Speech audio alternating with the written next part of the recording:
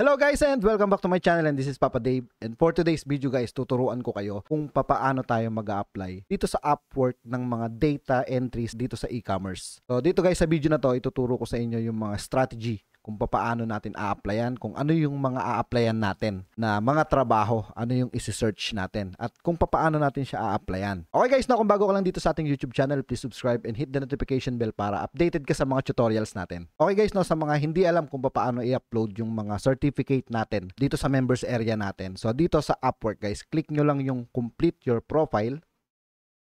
Tapos guys, click nyo yung certifications. Yan. So dito guys, maglalagay kayo ng title. Dito sa pinaka dulo ng drop down menu na to, pwede kayong mag-create, add a custom certification. So dito ang ilalagay ko ay e-commerce specialist. Yan. Tapos dito naman sa provider, lalagay ko rito yung Online Jobs Philippines. Tapos dito naman sa description, e-commerce specialist hands-on training. Yan.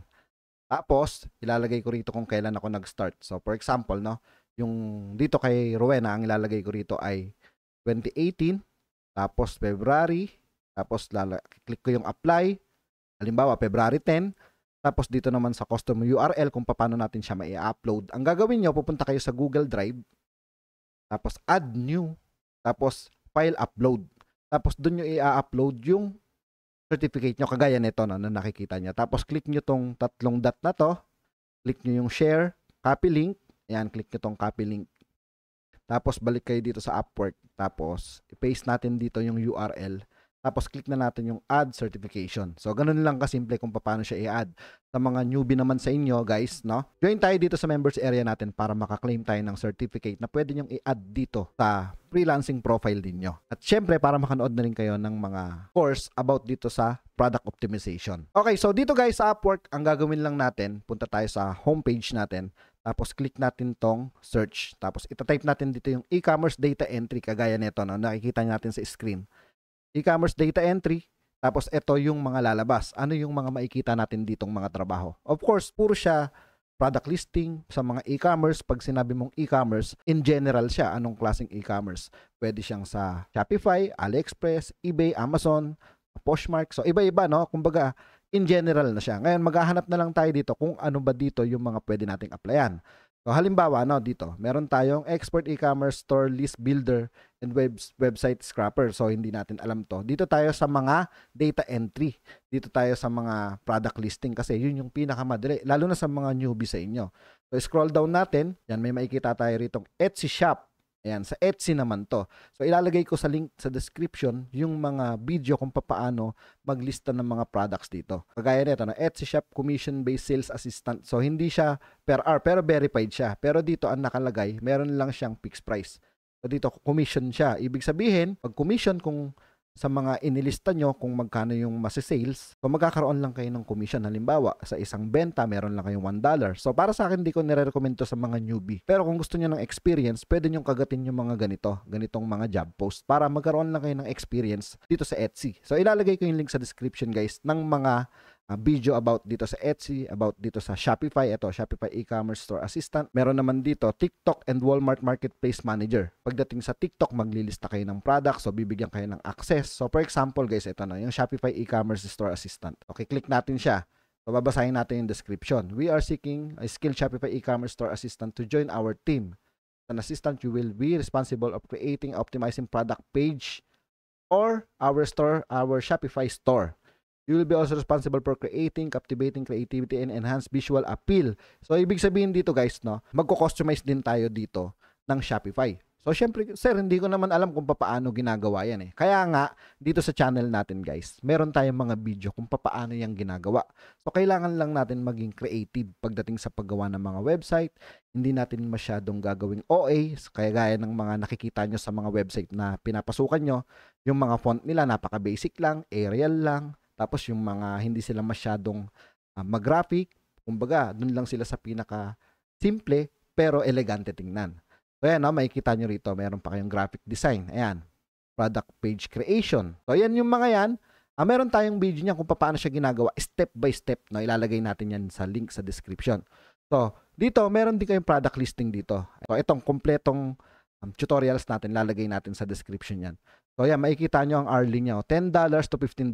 So may nakalagay ba rito na kailangan niya ng may experience pagdating sa Shopify? Di ba? Wala. So dito, pwede kayong gumawa ng sample, pwede kayong gumawa ng sarili nyong Shopify. Panoorin nyo muna yung video kung paano gumawa or mag-customize ng mga page ng mga Shopify store.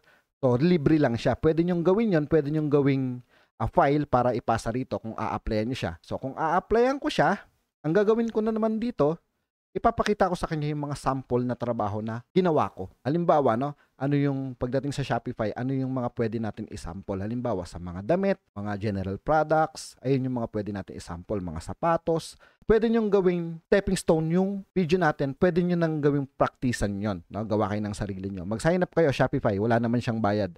Meron kayong 15 days trial. Gawa na kayo ngayon, tapos ang gawin nyo, pag nakagawa na kayo ng sample yung website ng Shopify, pwede nyong ibigay sa kanila as sample ng ginawa nyo para hindi na nila tanungin kung meron ka bang experience sa Shopify. So meron ka nang sample ng trabaho na ginawa mo. So hindi na nila tatanungin yon. So kung makikita nyo rito, no, 30 hours a week. Tapos $10, pwede nyo nang gawin $10, 'di ba? Kasi ang offer niya $10 to $15. So pwede nyo nang gawin $10, guys, no? Para sa experience lang. Kung makikita nyo naman to, verified naman siya. Tapos mataas naman yung high rate niya, 97%. Meron lang siyang isang open job. So para sa akin, pwede nyo nang applyan to. So kung makikita nyo naman dito ay 1 hour ago lang siya. Yan, 1 hour ago. Yan. So hanap pa tayo, no?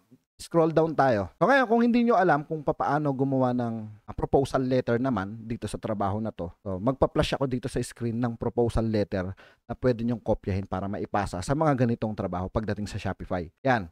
So ito, no, Shopify product lister needed. So ito, product lister lang, oh. Yesterday, tapos 5 pa lang. Ito yung mga ideal, no? 5 pa lang ang nagpapasa. So ito, product listing.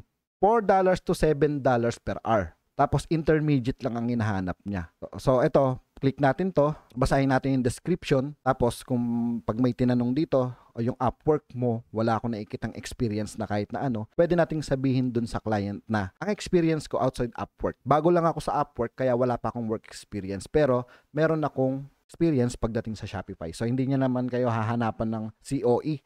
Dahil sa mga freelancing naman, wala namang COE. O meron man, dito sa Upwork, may dina-download, bago lang tayo sa Upwork. Kaya pwede nating sabihin na meron tayong experience outside Upwork, kagaya ng sa onlinejobs.ph. Pwede nating sabihin yan. So yan, guys, no? Data entry, Shopify, product listing. So product lister lang siya. So napakadali lang nito. So panoorin nyo yung video natin dyan sa description. So makikita nyo, puro Shopify, no? Kasi nga, medyo humina na yung dropshipping. Pero kung maghahanap kayo ng dropshipping, pwede kayong mag-search dito, no? Halimbawa, sa eBay tayo, yun yung pinakamadali. eBay data entry. Kapag kinlik naman natin eBay data entry, makikita naman natin about eBay naman lahat. Relisting assistant needed long term. Ayan, makikita nyo dito. So, magpa-flash tayo ng mga proposal letter kung paano siya applyan. Ayun yung ipapasa nyong letter, pwede nyong kopyahin para maipasa nyo dito sa trabaho na to. So, pero syempre, kung titingnan nyo, no, syempre, payment verified siya. Sa Japan siya. Tapos yung proposal, 20 to 50. So, para sa akin, ang a-applyan ko yung mga ito, 10 to 15. Ayan. Floating product lister. So, napakadami nating tutorials niyan dito, guys, no? Nakalagay pa rito, meron pa siyang Poshmark, Depop. Ito yung mga product listing. Meron tayo dito sa channel natin. So, dito, guys, no, sa Online Jobs Philippines, meron sa channel natin na e-commerce platform. Andiyan dyan yung Poshmark, andiyan dyan yung FB Shop, andirito yung Home Depot, Etsy. Guys, kung paano maglista, eto lang siya. Andirito siya, meron tayo ditong playlist kung paano tayong maglista sa mga e-commerce website. So kung meron kayo rito, kagaya kanina, no, meron siyang Shopify, ilalagay ko yung link sa description ng video na yan. Pero dito sa eBay, clothing product lister, so eto may mga cross-posting to, no, kagaya nito, no, Poshmark, Home Depop, meron pa ritong eBay. So iba-iba, no?